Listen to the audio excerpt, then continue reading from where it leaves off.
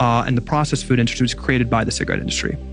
And I think this is very telling and something I learned. So in the 1990s, the two largest food companies in the world were R.J. Reynolds and Philip Morris.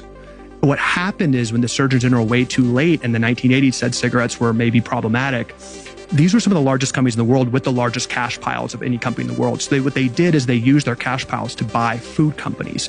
We think about the 80s as the Wall Street era, M&A, a lot of deals. The two biggest M&A deals up until 1990 in world history were cigarette companies buying food companies. So you had in the 90s, these two cigarette companies very strategically do two things. They shifted their thousands of scientists who were experts at making cigarettes addictive to the food department. So we had the rise of ultra-processed food where our food now is a science experiment. The second thing they did is they shifted their lobbying. So the cigarette industry, of course, was the biggest, lobbying spenders and had a good playbook. They shifted their playbook on lobbying and rigging institutions of trust to food. So they created the food pyramid. So the cigarette industry, through the food companies they bought, paid off the FDA, the USDA, Harvard to create reports saying sugar doesn't cause obesity. And they lobbied for the food pyramid in the 1990s, we all remember, which said, animal-based fats are bad, carbs are good. Remember, carbs and sugar were basically the base of the pyramid.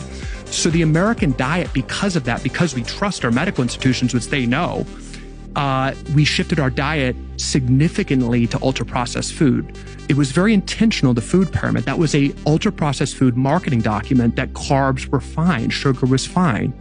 And that shifted, and you look at dietary patterns. Today, a child diet is 70% ultra-processed food. Now, what does that mean, right? Those are literally foods invented by the cigarette industry to addict kids. Obviously we've got sugar, but there's thousands of different ingredients and science concoctions that scientists work in a lab to make it more palatable, to make it more addictive. So food consumption, calorie consumption has skyrocketed.